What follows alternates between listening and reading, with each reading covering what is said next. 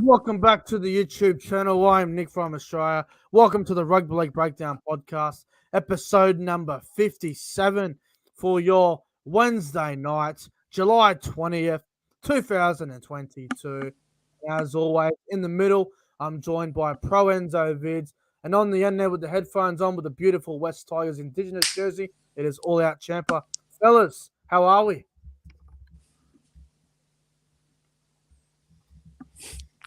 How are we, fellas? Was something going on there? You there? Keen's ripping. Oh, fuck it. Well, mate, it's good to have you here. CHAMPA, how are you, bro? I'm doing well, Nick. Thanks for having me on. And let's get this podcast underway, guys. We have an amazing show planned. You guys do not want to miss it. Tell everyone, tell your friends, tell your neighbors, tell everyone about the podcast. Tell your whole family, tell your cousins, share the bloody podcast around all over social media.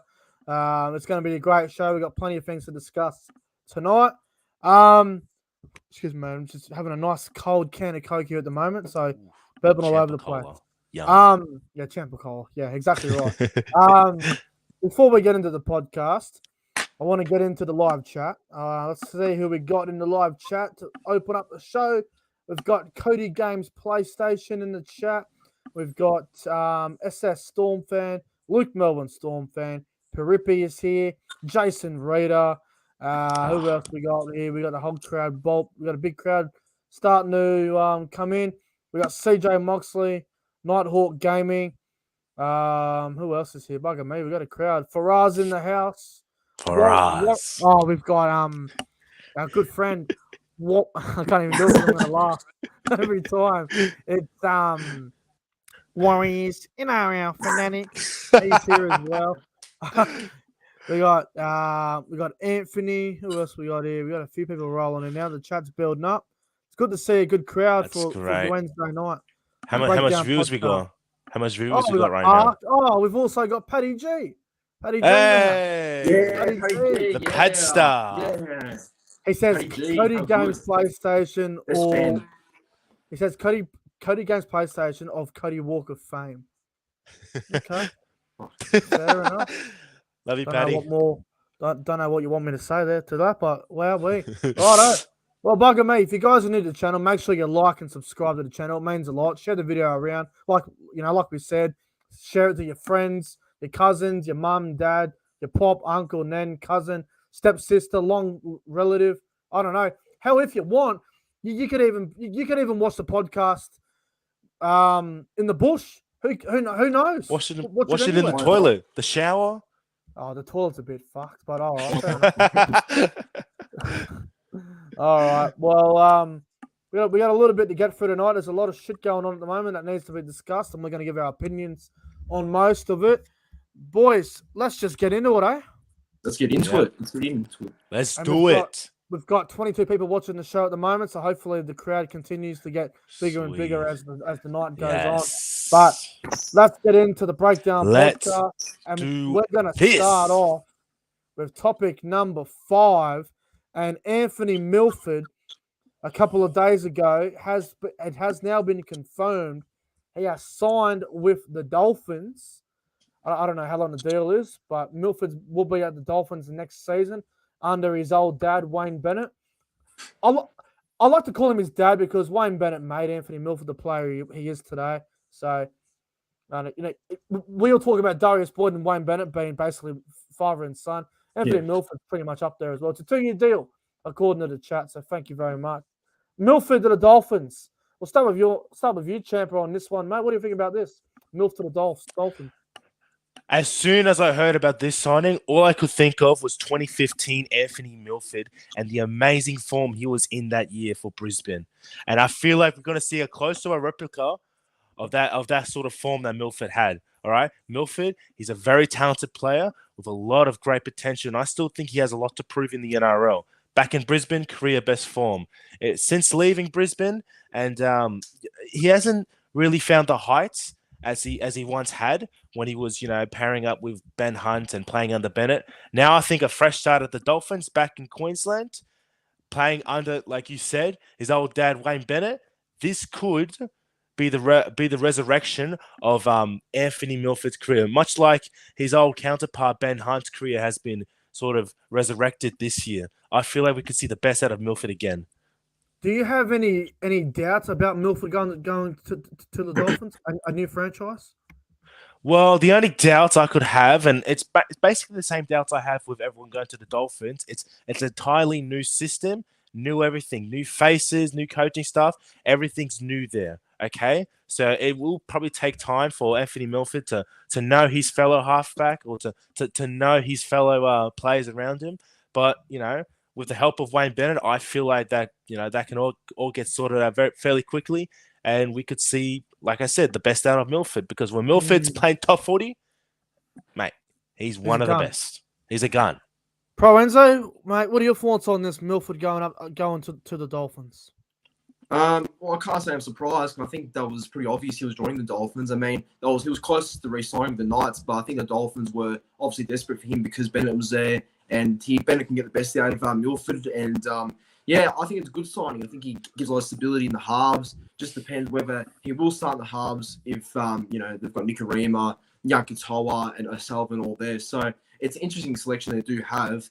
But I think for Milford's sake, he's going to improve a lot there. I think he will get the best footy played with Bennett being there, and I think it's a new system, like you said, which is a bit risky. But I think looking at just seeing how Milford will go under Bennett and how he's had experience with him before, I can't see why this cannot work out. I'm not sure if they've played together before, but Milford and Sean O'Sullivan, I'm sure they've played together before at Brisbane, and Milford and Nikorima have. I do like the addition of Milford to the Dolphins, but I'm looking at the spawn. I'm going, is Milford going to be playing fullback and they're going to go Nikorima and O'Sullivan in the halves? Because I can't imagine Milford at 6, O'Sullivan 7, but Nikorima at 14. I can't picture Nikorima going up there to play as a jersey 14. So I feel like they're all going to be starting unless they go out and get someone else. I'm assuming Milford's going to play fullback because I don't see how everyone fits in if that's the case. But Milford at fullback. Yeah, if he's fit, he's not bad there. To be fair. Yeah, well, Milford's best position is when he's controlling the game, when he's in the halves. I don't see him as a fullback. No, there's no way he's a controlling half. He's a running half. Yeah, he needs good foil. Well, if he's a running half, it could help him at fullback as well. When Milford was a controlling half at Brisbane, when they had Milford, Nikorima, and everyone thought Milford was going to be the dominant one, we all know how fucking bad that went. That was a failure. We all know that. We've seen it. It's happened before. Milford's not going to be there controlling the team. He's going to be running the ball, and he's going to be doing a lot of creativity, on the ball sort of thing. So look, I think Milford as a fullback wouldn't be bad, but he has to get more fit. Definitely more fit. Yeah, I reckon. My only downfall with Milford is, I guess, confidence. I don't know.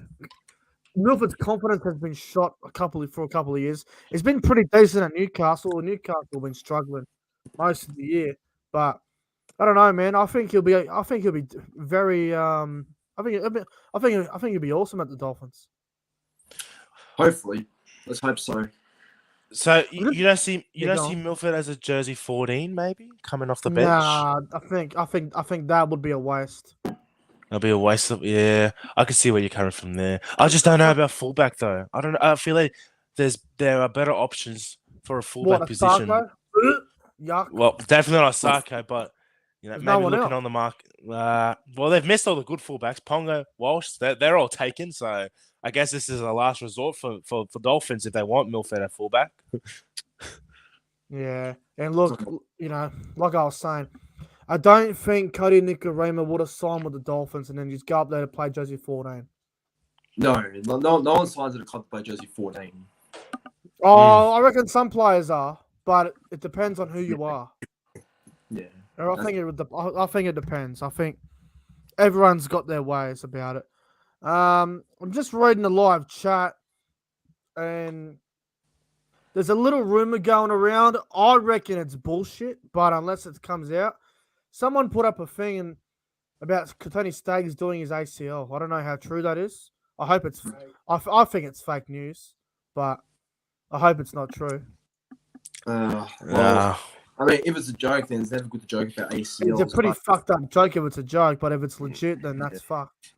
Yeah, well, it's not good for the Stags and the Broncos. But I haven't heard anything about it, so I'm not even going to get into it. But if it is true, we will definitely discuss it if it is true.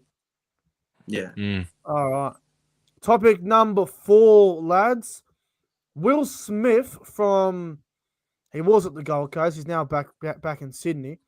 He's going to join Hull FC, effective immediately.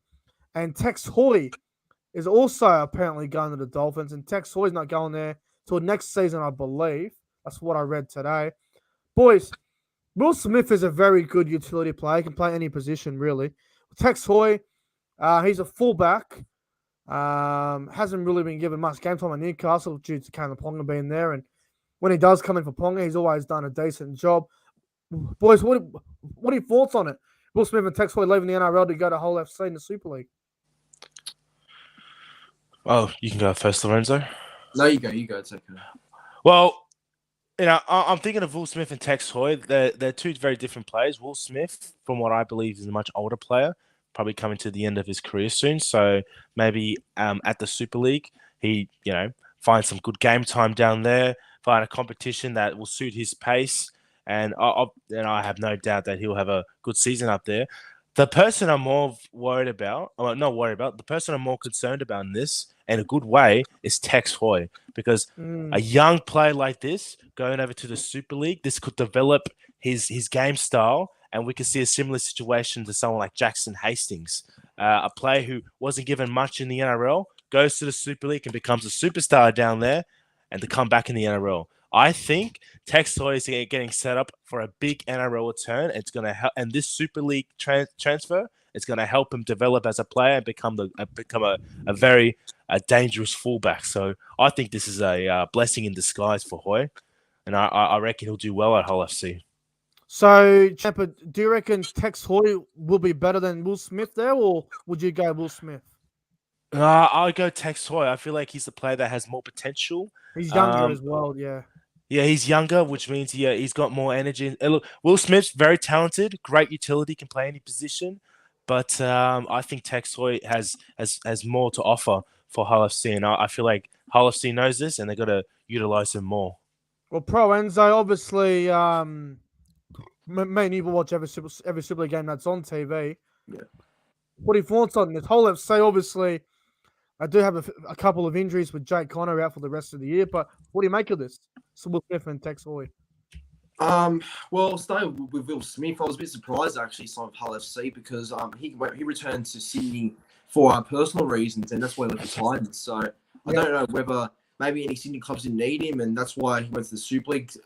That's probably why. So I think Hull FC is a good club for him to start off with. Obviously, Hull FC is a club that obviously does good with a lot of NRL players, and they've signed a lot in the past. I think Will Smith fits in that category. Manu Ma'u, Kane Evans. Yeah, he'll know Manu Ma'u there actually as well, since he played with him at Parramatta. So he fits right into the category. So Tex Hoy, obviously he hasn't been getting much game time at Newcastle. He's a good player, but yeah, he just isn't getting game time because obviously they preferred Ponga at fullback, which is obvious, and they've got Clune and the 5'8's obviously. Who's the 5'8 again? I'm going blank here. Well, they change it every week. It's between Clifford and someone else. But, obviously Tex Hoy needs to get some game time, so he gets in the Super League and hopefully he gets makes the most of it. Yeah, look, I think Will Smith will go over there. I think he'll come off the bench. He might even start in the halves. Obviously, Hull got a few injuries at the moment, so they could use someone like Will Smith who can play a couple of positions and can obviously do a job. He can play hooker, he can play 5'8". He can play fullback as well if need be. So I don't mind Will Smith going to Hull. I think he'll be pretty solid over there. He's going there immediately. Tex Hoy's going there next year unless something changes. With Tex Hoy, he's a player with a lot of potential. His attack is good. His defense has always been a bit over the top. But as we know, the Super League competition, it's very open. They will forgive you for defense as long as you're paying back in attack. It's a different environment to what it is over here. It's more attack than it is defense. And look, I think Tex Hoy is an exceptional young player. The more game time he gets, the better.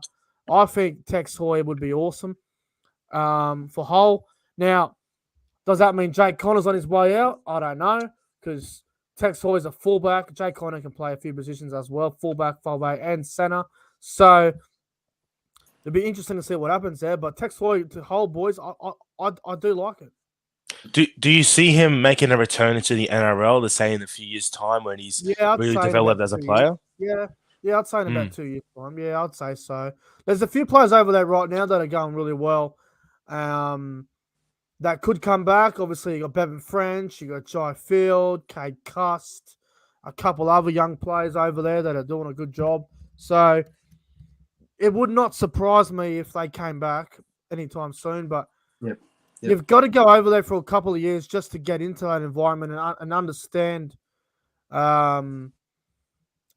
different things and learn different ways to play football and stuff. You would learn a lot over there and you come back a better player. Look at Jackson Hastings. He was doing nothing in the NRL, went out to the Super League, absolutely killed it for Salford, won a Man of Steel, played in a couple of grand finals, come back to the NRL. Obviously, the Tigers are struggling, but he's come back a more mature and a better player. Just the Tigers can't play him in his right position. Fucking lock. Well, we know that. Give me a fucking break. Well aware of that. But I think we all agree. Yeah. We all agree that Will Smith and Tex Hoy to whole FC is a good addition. Yeah, you benefit them for sure. Topic number 3, boys. Should the Dragons part ways with Anthony Griffin? Now, there were rumours this week about Anthony Griffin maybe getting a sack. The Dragons come out with Craig Young, and they did have a board meeting, and they said they support Anthony Griffin. I want your take on this, boys. Everyone's going to have a different opinion on this, I reckon. Or we might have the same opinion. I don't know. Should they part ways with Anthony Griffin? ProEnzo Vidz. No way. I don't think Griffin's an issue at the Dragons. I think it's more of a recruitment and retention thing for the Dragons. And, people do get up to the Hook because he doesn't play the juniors and all that. But, looking at some circumstances this year, Hook's on the right thing. They're not playing Sloan and Amon that much. I think because obviously, Sloan's so strong to be his spot back. And, I think Cody Ramsey's doing a great job keeping him out. But look, I think Griffin knows what he's doing. I think he knows what's best for the players. He knows what he's, doing amongst his side, what players deserve to be there or not. So, and there was a rumor the other day that they were telling about the players not all liking Griffin's methods that he does at training or whatever. But Aaron Woods confirmed that on the on Triple N that's not true. Yeah, so it's not true. But look, I think Griffin should stay. If Dragons don't make the 8 or don't improve anytime soon, then maybe you consider getting rid of him. But just give him the rest of the season. They can't sack him straight away, I think, in my opinion. Champa, what do you reckon, mate? Should the Dragons part ways with Anthony Griffin or no? I think after last week's game against the Roosters, I think it's clear that Griffin has to go. Getting 54 put on you by a team that isn't a definite top 8 team really shows a lot of concern to your score. Now, he's a good coach. He's a good coach. He did well at Penrith. And, I'm sure if he does leave the Dragons, he'll find another team. But I think that what the Dragons need is a fresh new start. Just like the Bulldogs. The Bulldogs got rid of Barrett, and they look like they're on the up. The Tigers, they got rid of Madge, and, still a lot of concerns there. But it's a start. It's a good start in a new direction, and I think it's going to benefit both Griffin and the Dragons if they both part ways the sooner than later, because the Dragons need a good start. The Dragons used to be a powerhouse, and now they're a joke. So they need a new coach to freshen things up. And there's lots of coaches on the market. You got Flanagan, you got Paul Green, coaches that will, I'd say, bring the Dragons back to their dominant form. So Griffin is a good coach, but obviously him and the Dragons aren't working. It's time to end it. Well, we can't blame everything on the coach, because that's been happening too many times this year. I know.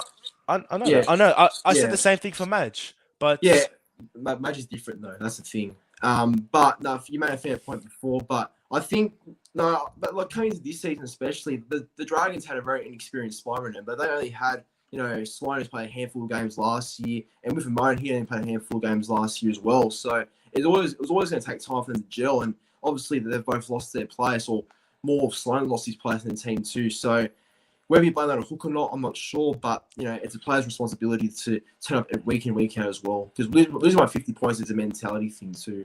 Yeah. Okay. I'll give you my opinion on this. Well, we're going in around 19 this weekend. The Dragons are 8 wins and 9 losses. They're 1 game out of the top 8. They're not in the bottom 4. They're not in the same level as the Titans, the Tigers, the Warriors, the Dogs, and the Knights. They're a lot better than them. They a bit like what ProEnzo said, they definitely have a bit of an inexperienced spine. And if you have a look at some of the players that are in their spine, Ramsey at fullback hasn't even played 10 games at fullback. Amone's still learning. Hunt's their man.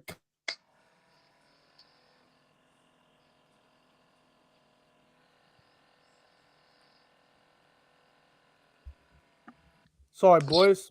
Am I there? Yeah, you're there. I was a Sorry, bit confused. I was thinking that was my connection. Sorry, same. Sorry, bro. Connection cuts out every now and then, so nothing I can do about it. It's back to 100% now, so here we go. As I was saying, inexperienced spine. If you sack Anthony Griffin, you're taking a risk and losing more of your big name players. Most of these Dragons players were coached by Paul McGregor. They were bought by Paul McGregor. Now Griffin's coaching them.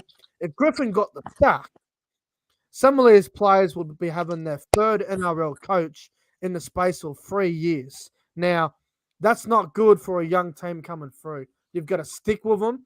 You've got to give them time to gel.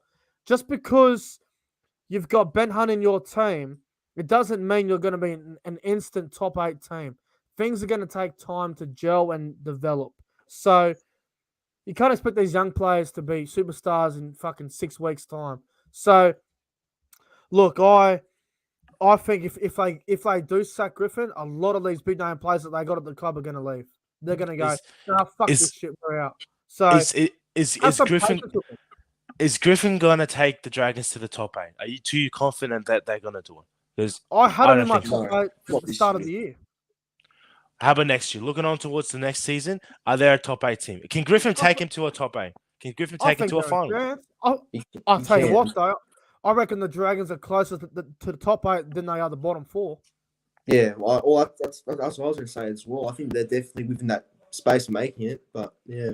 Well, boys, they could still make it this season. They're 1 game away. I know their draw home is a lot tougher than the teams around them, but they're only 1 game out. And I'm just saying, if they do knock off Manly Friday night, they'll be equal to 8th with Manly. And they could be in the 8, depending on for and against and results and stuff. It would help them, but yeah, I mean, I don't see them going far in the 8 if they're getting 54 point on them by the Roosters. The Roosters aren't it. But okay, and what if they come out against Manly and they get 40 point on them by Manly? Well, again, Manly. This is where Anthony Griffin has to step out as a coach and guide his players and tell them, what's going wrong and fix the problems, because he can see everything up in the coach's box. He can see everything on what's happening on the field. All right, it's his duty as a coach to, be there for his team. I think that you can't sack him. Like, you just can't do it. Sorry, I just want to point out as well with I'm not taking a shot at him, but I think Zach Lomax, you can't coach Lomax to not throw stupidly flick passes. That's not something you coach, obviously. So you can't blame that on Griffin either. So it's the players. Lomax has always done that. Lomax always does that. He's been doing it for years. Yeah, but it's not something you blame Griffin on, though. Yeah, I know. And look, he has changed his fullback a lot this year. The 5'8", Amone is still learning his trade. Look, I think the Dragons' forward pack probably needs to be under a bit more. It needs to be criticised a bit more, I think Jack DeBellon's been great for him. Blake Laurie's been good for him, but he has some lazy moments. I think Jack Bird, I'm a big fan of Jack Bird, but he has been underutilised the wrong way this year. He hasn't been put in his right position. Yeah. And I will say, with Moses Suli now being ruled out of the year as well, along with Ravalawa, Why wouldn't you move Jack Bird back to the centres? But they got him at lock this weekend. He's not a lock. I mean, most of them by centres just goes to show you that they're being a bit silly with the selections there. That's just experience. That's the only reason why he did that. Yeah. But the thing is, yes, Griffin has made some dumb decisions. And if you look at the Dragons team list this weekend, there are a couple of players out of position. Like Moga's not a winger. DeBellin's not a lock. Fuck me. So there's a couple of issues there. Cody Ramsey is a decent young fullback, so he's not bad there. But overall, as an NRL coach, I think Griffin has to stay. I think he should be there for the next 2 years. You give him more time to build what he's trying to build, I Give him think. time. Give him time. Well, we'll see. If next season is another disappointing year, then it has. Yeah, look, he I has think to go. if Dragons are bottom 4 next year, he's got to go then. I agree with you on that. Probably, yeah. All right. Well, let's move on to topic number 2 now. And Victor Radley from the Sydney Roosters, or as everyone likes to call him, Victor the Inflictor, he will be playing for England in the Rugby League World Cup. He's decided to say, no, I don't want to play for Australia or New South Wales. I want to represent my dad because Victor Radley's dad's from Sheffield over there in the UK. And Victor Radley will play for England in the World Cup. I don't know about you fellas, but I've got no problem with this. I think this is a brilliant decision, a brilliant decision from Victor Radley, and I'm looking forward to seeing how he goes for England in the World Cup. Well, I'm going to be honest right now, boys. Yes, he's probably doing it for his dad, but I reckon the main reason why he's doing it is because he ain't getting past Cameron Murray or Isaiah Yeo. And or Jake Trbojevic. He wants to be in a starting lineup for an international side. He found out he's eligible for England, so hey, why not? And I reckon, he could be starting in England, or if he's coming off the bench, I reckon he'll get some good minutes. But I am a fan of this as well, Victor Radley. Well, he can't play for New South Wales now. Oh yeah, well they're gonna stay true to that. All this talk about Samoa and Brian Top. Oh, they got to stay strong with this one. So they do, yes, 100%. But as for him playing in England, I think he's going to kill it there. I feel like he's going to do really well for the English side. It's going to be interesting to see how they utilize him as well. Yeah, I think he'll start lock or maybe come off the bench. ProEnzo Vidz, what are your thoughts on this? Yeah, I can't see an issue with it. I think he's doing it obviously for his dad, but I think maybe just playing for another, eligible country he's eligible to play for. I think that's good for him, and hopefully he enjoys it, because it's good to see him just play somewhere else instead of New South Wales and all that. So, and he probably knows, like CHAMPA says, he probably knows he's in the pecking order. So why not test your value for England or something where he knows he can play for them? So it's good. It's good for him, and hopefully he goes well. Well, I think he will start at lock in the World Cup. Obviously, you've got Morgan Knowles, who could start as well, but I think off bench, the impact he will bring is amazing. And from what I understand, the inside word I'm getting, I think Cruz Leeming will start at hooker from Leeds. Oh, I don't mind that. That's pretty good. I think that's a perfect decision. Obviously, you've got Paul McShane, you've got Darryl Clark. Personally, what the fuck? Someone's trying to call me from Newcastle. What the fuck? Not going to answer that. They get text Hoy being like, "That's right, mate." Or quick! Calling from Australia. Adam O'Brien's been sacked. Where did he go? Fucking hell. No, but in all seriousness, Victor Radley, I think he'll be a great addition to the England side for the World Cup. We need more of this. We need more of NRL players, representing their heritage, because all the talent is in Australia, and I think to make the international and World Cup games more entertaining is we get these NRL players, and we have them play for their heritage. And Jackson Hastings pledging his allegiance to England was great, and now Victor Radley. We need more of this. We need more countries, being more competitive in the World Cup. We can't just have Australia, England, and New Zealand always dominating all the time. Yeah. Well, see, I think this World Cup coming up is the biggest one in years, because I think it is a very even World Cup. Everyone's obviously Australia will be the favourites, but if you have a look at Australia, they're a little bit vulnerable this year. They've got a few injuries. They've got a few players out. They've got a massive fucking headache at halfback, whether to pick Cleary or Cherry Evans. They've got a headache there. Yeah. And you look at some of the other players that can play for Australia who are going to play for different nations.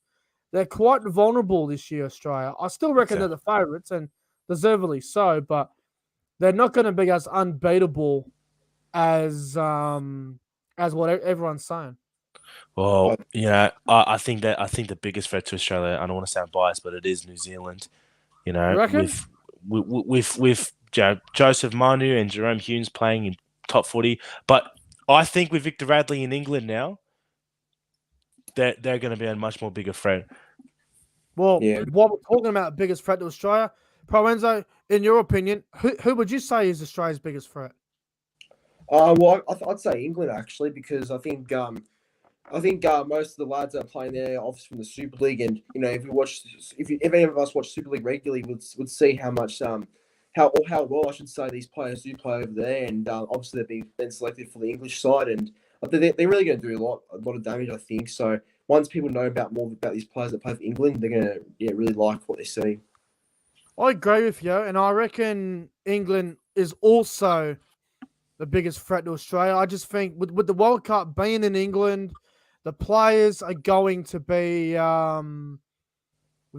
the English players especially are going to be so used to the grounds over there. They're going to know everything really well. Like, for example, Nathan Cleary's never played in England. So if he plays in a game in the World Cup, it's going to be very different for him because the fields are very different to what they are over here as well. So look, and if you go back to the last World Cup, England lost to Australia in the 6-0 in the final. So they know how to play against Australia. And I've got a bold call to make right now. I reckon England are going to win the World Cup. Whoa. That's bold. That is big. I think they can win. You know what? Fuck it. I'll even go out and say it. England are going to win at the Rugby League World Cup. They're going to beat Australia in the final. Wow. It's a possibility, but it's bold. I reckon it's going to happen. I really do. Has England won a World Cup? Not for a long time. Been years, I think. I don't even know if they have won a World Cup. A long time ago, maybe. They have. That's long. I know the last two World Cups Australia won, and I'm pretty sure New Zealand won the one back in was it 2009 or 2008? 2008, New Zealand beat Australia because Billy Slater threw a stupid pass and Benji scored that try. 2013, it was going to be Australia-England, and then Sean Johnson scored that try against England with about a minute left to win the game. And then Australia smashed New Zealand in the final. And then last World Cup, Australia beat England, I think it was 6-0 or something. 6-0, yeah. I don't know if you remember it, but Callum Watkins ran down the right-hand side, and he was away. Someone ankle tapped him, and if he didn't get ankle tapped, I think England were going to score under the post. Yeah, vaguely I do. Vaguely, yeah. Go on YouTube and type up Australia versus England 2017 World Cup, and you skipped right to the end. Watkins makes a break. If he doesn't get ankle tapped, I think England probably scored and goes to extra time. I think it was Slater or Josh Dugan who did it, the ankle tap. Might have been Dugan on Watkins. I can't remember. Watkins was gone. But anyway, Victor Radley for England in the World Cup. I think it's going to be amazing. 100%. I agree. All right. Topic number 1. Oh, this is going to be a big one. Is Latrell Mitchell worth $1 million a season? Now, let me say, there are a lot of rumors going around about Latrell Mitchell being re-signed with South Sydney. Souths are apparently going to offer him $1 million a year. That's the story I'm hearing. I'll start with you first, ProEnzo Vidz. If Latrell Mitchell stays fit, stays away from injury, playing at his absolute best week in, week out, is he worth $1 million a year? Well, if he is able to accomplish all those things, I can't see why not. Because I think he is a game-changing type player that does deserve that amount of money. But unfortunately, he keeps getting suspended, and if he keeps getting suspended, it keeps missing games, and you probably will have to say no. It probably will be just below $1 million per season. So, but then again, like you said, if he doesn't if he has like an injury-free season or like a suspension-free season, then I think he's a $1 million player for sure because he's won comps. He's obviously done so many good things for Souths already in the 3 or 2 years he's been there. So I wouldn't say no to it, but just because he's not consistently playing games every week, I just don't know if it's the right choice yet. But I wouldn't disagree with it though. Yeah. Champa, what do you reckon, bro? Is Latrell worth $1 million? If Ash Taylor and Luke Brooks can get $1 million contracts, then Latrell Mitchell definitely deserves $1 million contract because he deserves $1 million. All right. When this guy plays injury free, no suspensions, his best footy week in, week out, he is one of the best players in his position, and I reckon he's definitely, in my opinion, he's South's best player by a long shot. It's not even close. So I think that what South should do is they should give him $1 million, make him want to stay at Souths, and he will lead that club for the next 5 to 10 years, and I have no doubt win a premiership for them. Because your $1 million players, all right, if you're giving a player $1 million, they have to guarantee you a premiership. It's almost a must. It's almost a priority because the clubs ain't paying you $1 million for nothing. All right, and Latrell Mitchell, he's been to the grand final before. He's won grand finals. He's won 2 comps with the Roosters, so he knows what it takes to win a grand final. All right, and I have no doubt he will take South to a grand final. He deserves $1 million. He's a consistent player. Latrell Mitchell is worth $1.1 million a year, in my opinion. I pay more than $1 million. I pay 1.1. Yeah, what's exactly? fair too? Latrell Mitchell is a superstar. He's a game changer. He's a match winner. He's a freak. And I think he's starting to become a bit of a leader as well. So, yeah, 25. Look, everyone talks about the injuries and the suspensions. Yes, he does have a temper, and he has learned to control it. Look at last week, him and Matt Burton. Latrell would have lost his shit 12 months ago. Now he's controlling the anger, and he's going, righto, give me the football, and I'll show you what I'm going to do. And he did that last week against the Dogs. I know it was only the Bulldogs, and we all know how average they are this year. But Latrell Mitchell, in my opinion, is a superstar player. He's a game changer. He wins games. He changes games. He makes South Sydney a 16-point better team when he's there. I think he's worth the money, and I think teams that play South Sydney are going to have to do a lot more work now on Latrell because of how scary and how dangerous he is. He changes games. He's a freak of a player. Mate, he's got a great kicking game for a fullback. His ball playing is unbelievable. His strength is unbelievable. Yeah. And defensively, when you're defending Latrell Mitchell and South Sydney, when South's on the attack, Latrell gets the ball on the line there. 3-on-2. Latrell will pass it to Alex Johnson 9 times out of 10. But if he runs himself, he's a 70% chance of scoring anyway, or 80% chance of scoring. Is that good? He's a great utility player as well. His best positions, center and fullback, he plays very well at. He can play 5'8" as well if need be. Yep. He can play 5'8", be a running half. And, even though it's not his position, if you had to play him in the wing, I feel like he could do that job as well. He has played wing before. He can just play. Yes. Yeah, he has. Yeah. Yeah, so he can play anywhere in the back line. He's a He's a superstar. He's a freak, and he's a player in the game that you just love him. Like, I know some people don't like him, but it's like, I don't care if you don't like him. He's a freak of a player. And he deserves $1 million a year. I think he's a freak. I love him. Yeah. It's not about dislike or like, just to play himself. Oh, he's a freak. I love Latrell. I think he's brilliant. I love him. All right. Well, there are all the topics out of the way, and it's time for the Breakdown Podcast Game Show. Now, lots of controversy last week. A lot of people stop it. Hang on. I've got to get to it. I got to address it. I have received messages. I have received people. A lot of people were pissed off about how last week ended. But as the official judge of the Breakdown Podcast Game Show, anybody that had a sook last week, I have to tell you that you've got to get over yourself. CHAMPA won last week. Yes, Here. his internet was quite dodgy, and it was something that we had to work on. But it Hey, It's good this week though. hey, That's the main hey, thing. Lorenzo, I got this for you. It's got an L. Yeah, Take it. well, Thank you know, hopefully that dodgy internet, maybe we'll have a fair game. I just want to get to the odds before we get into the game show. The odds are out. ProEnzo Vidz is $1.50. All Out CHAMPA is $2.50. Too smart, People- honestly. What's this? The people at NickBet reckon ProEnzo Vidz is going to bounce back and win, but CHAMPA, Of course. $2.50 is great odds for you, mate. So you've got good value about you, my friend. But the odds are out, so we'll see how it goes. Man, you guys really are doubting my NRL knowledge. Well, we're going You to don't get find much out. Oh, I'll just say it real quick. If anybody in the live chat reveals the answers to the questions before CHAMPA and ProEnzo Vidz answer them, just so you know, nothing personal. You'll be banned for 5 minutes in the live chat. So do not give away the answers at all. Boys, are you ready? Remember, it's first to free. Of course I'm ready.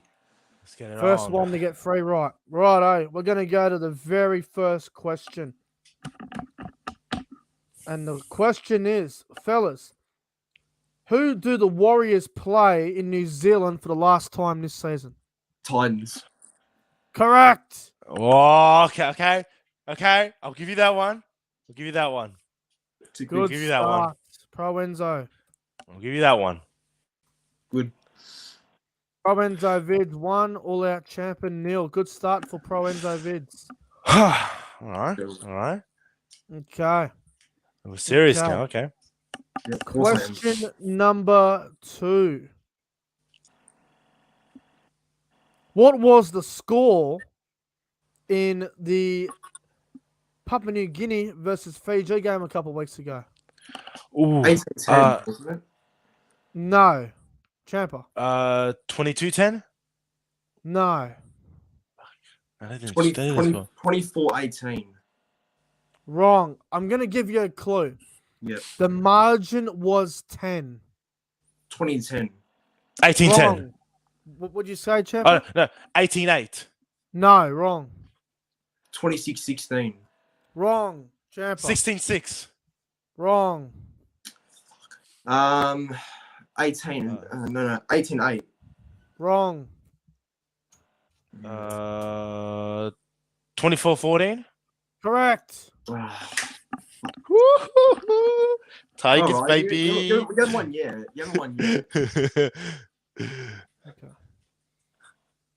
Okay, well, it's 1-1. Wowee. Remember, it's first to free, so we're at 1-1 now. Interesting. Next question. So, okay, the chat. Someone tried to reveal the answer. Nobody saw the goddamn answers in the chat. Someone revealed the answer. I banned them before you guys even saw it. So don't worry. There's no robbery. You boys can never see the score anyway. Don't do it, all right? Don't do it. Well, I didn't see it, so. No, Let's make it a fair game. Let's make it a fair game. You can't even see the live chat, can you? I'm on my phone. I don't have another screen. Well, you can on phones, but yeah. You can't say it that well, I though, didn't know to be that. fair. All right, next question. Boys, what was the score in the Lebanon and Malta game a couple of weeks ago? Ooh. 34-16. 34-16 is incorrect. Well, 38-20. 38-20. 40-12. No. 38-18. All right, I'm going to give you a clue. And I'm going to have to give you a new question because some fuckwit by the name of TTV Tough has revealed the answer. You fucking cocksucker. I told you the rules, so get fucked. Fuck me, Dad. God. Next person that reveals the answers in the chat, you'll be blocked for good for the channel. Not putting up with it now. That's twice now. It's getting annoying now. It's getting really fucking annoying. Next question. What was the score in the New Zealand Tonga game a couple of weeks ago? 26-16. 26-16 is wrong. 26-10. Champa? 26-12. Wrong. 26-6. No. Correct. Yes. Fuck. All right. One more. 2-1. One to go for ProEnzo Vidz. One to go. One to go. One to go. One to go. Come on. All right. All right. All right. Tough question. Fellas, what was the score last week in the Queensland Cup between the Falcons and the Seagulls? The margin was 8. 18-10. Wrong. Champa. 28-20. No. 22-14. Wrong. Champa. 30-22. Wrong. ProEnzo. 32-24. Wrong. Champa. 16-8. Wrong. 24-16. Wrong. Champa. Okay. 34-24. No, that Wrong. doesn't even add up to 8. Fuck. 26-18. Correct. Yes. What did I say? Be buggered. Well, ProEnzo Vidz won 3-1 win. I'm sorry to all my fans. I'm sorry. I've let you all down. Shout out to Nathan Moore. I got your training, so that's what helped me. Someone in the chat revealed the score. Point That's revoked. That's it. I didn't see the score. Ling Lu, whatever your name is, you can go and get fucked. Who the fuck's called themselves Ling Lu? Who the fuck calls their son Ling Lu? Ling Lu, typical Asian. Fucking dickhead. Anyway, ProEnzo Vidz 3, All Out Champa 1. Good game, Enzo. Good game, yeah. Good game. Yeah. Now, just some breaking news that I've just received. St. Helens coach Christian Wolf will be the assistant coach at the Dolphins with Wayne Bennett as a head coach. Ooh, Well, wow. Look, as a Saints fan, I knew it was going to happen probably because he won an opportunity in the NRL. So good on him for being a new coach now. I think that's a really, really good decision. I think it is, yeah. Hang on. Yeah. What? Wayne will be the coach for 2 years. Yep. And then he's taking over. Wayne will be coaching for 2 years. So Wayne Bennett will coach him 2023 and 2024. Christian Wolf will take over the Dolphins in 2025. Wow. That's interesting. Great That's decision. interesting. Great decision. Christian Wolf has done a great job at Tonga and at St. Helens, and now he's going to the Dolphins. And I love that. I'm happy for him. This is great. This is great for a new team because not only you have Wayne Bennett, but you have Christian Wolf, who's coached St. Helens and very experienced. It's what you need in a very new squad with players who aren't familiar with each other. Get some good NRL knowledge surrounding them. West Tigers take notice. We have taken notice. Tim Sheens and Benji Marshall. Let's go. Good. And Robbie Farrell. That's the trio. That's the trio right there. Let's get into the round of footy, boys. Round 19 of the NRL kicks off in exactly 24 hours from now. Thursday night footy at Combank Stadium. It's the Eels and the Broncos. 6 versus 5th on the ladder. Boys, who wins? Give me a margin, 1 to 12 or 13 plus, and first try scorer. I've got Parramatta 1 to 12, and my anytime try scorer is going to be Sevo. All right. I've got Brisbane 1 to 12, and my first try scorer will be Gutherson. Who's your first try, ProEnzo? Sevo. Yeah, I'm going Para 1 to 12, and I'm going Sean Lane first try scorer. Interesting. Not bad. Friday night, 6 o'clock at Nostrada Jubilee Stadium out there at Cogra. Dragons, Seagulls, ProEnzo. I got Manly by 8, and my first try scorer is going to be Christian Tuipulotu. Nice. I- Dragons, Manly? I got Manly 13 plus, and my Ooh. first try scorer is going to be it's going to be Olakawatu. Oh, that's a I'm good one. going Manly 1-12, and I reckon Jason Saab will score first because it's the Jason Saab Cup. Oh yeah, true.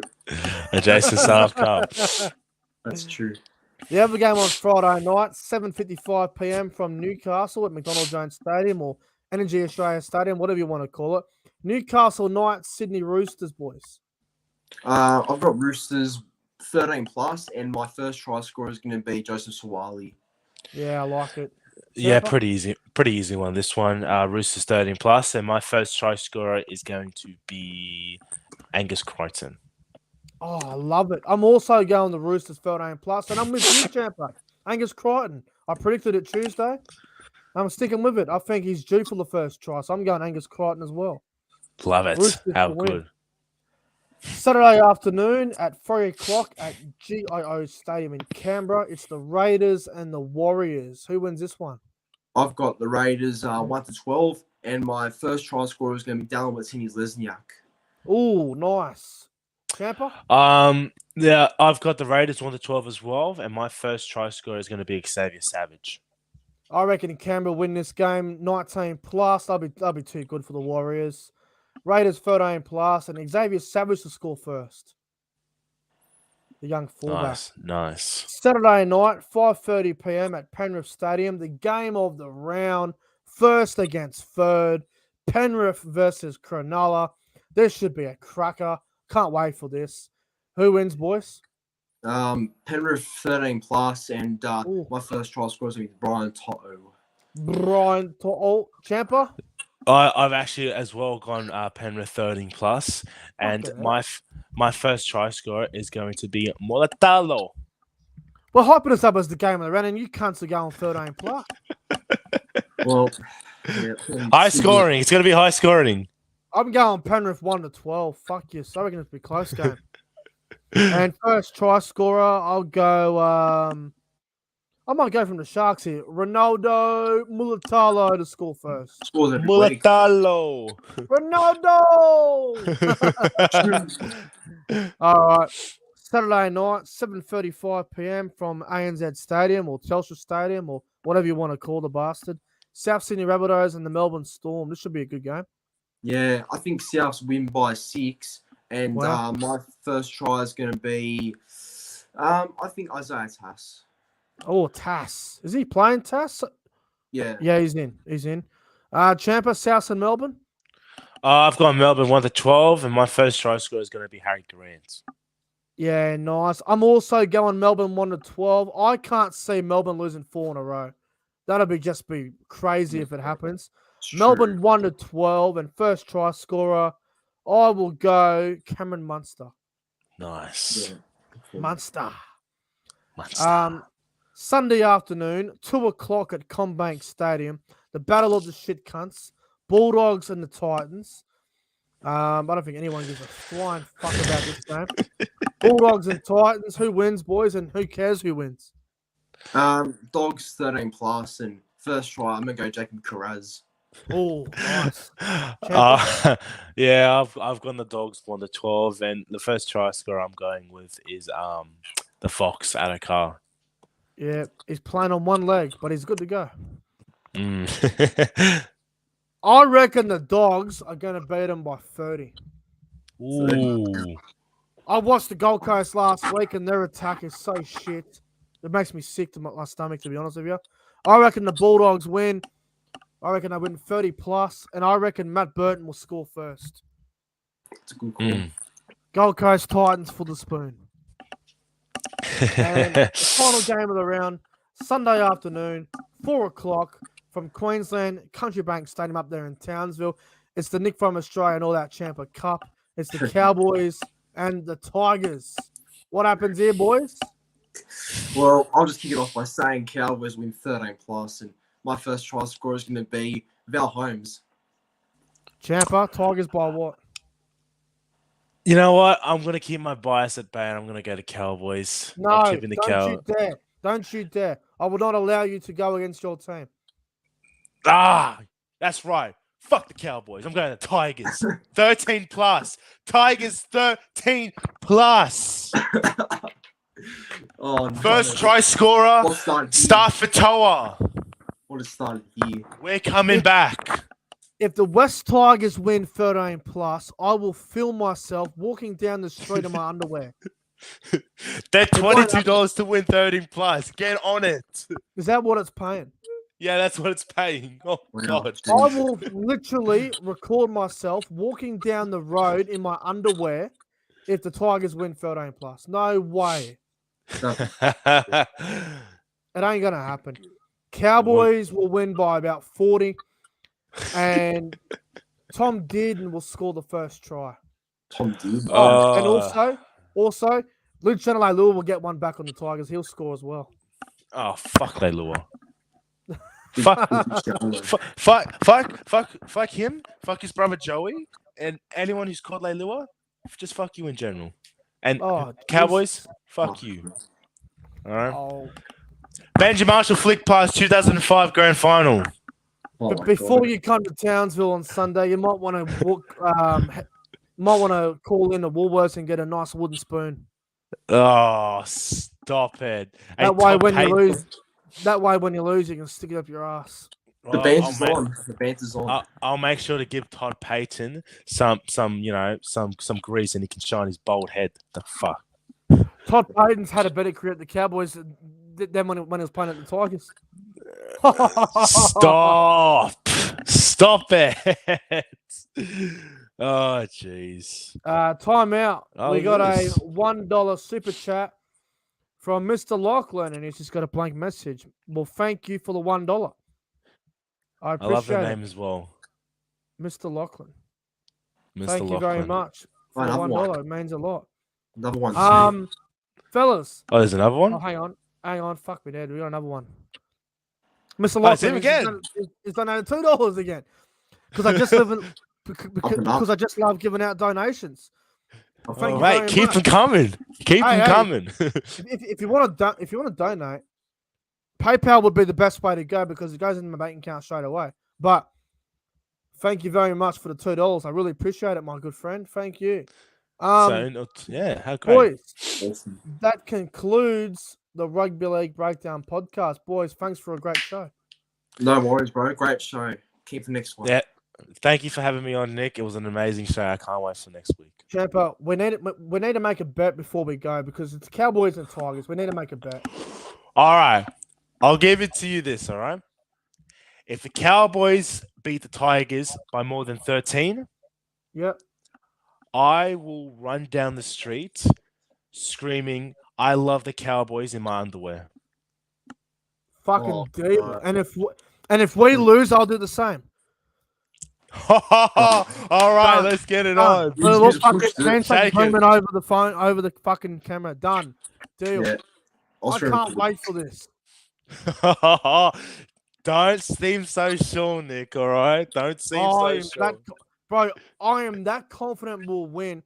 I'd even put my car on the line. That's how confident I am we'll win. Oh man. I think the Cowboys winning by that much is a possibility. Yeah, ProEnzo. Let's do it. All right, boys. All right. Well, that's going to wrap things up for the podcast. Like, comment, subscribe. Go and subscribe to the YouTube channel of ProEnzo, Vidz, and all that, Champa. The link for their channels are in the description below. I will see you guys tomorrow night for the Thursday Night Football review. I'll be doing it with Dat Previews tomorrow night, actually. The Thursday Night Football review. Dat Previews is coming on. And yeah, it's going to be a great review. Obviously, looking forward to seeing how that game goes. And fuck, when we get another donation before we go from Mr. Lachlan. This donation is for Lachlan because he is Lachlan. Okay. Wow. Thank you. That $2 will be getting sent to your bank account. But thank you very much. Thank you. I love the name. All right, everyone. Have a good night, and we'll see you all in the next one.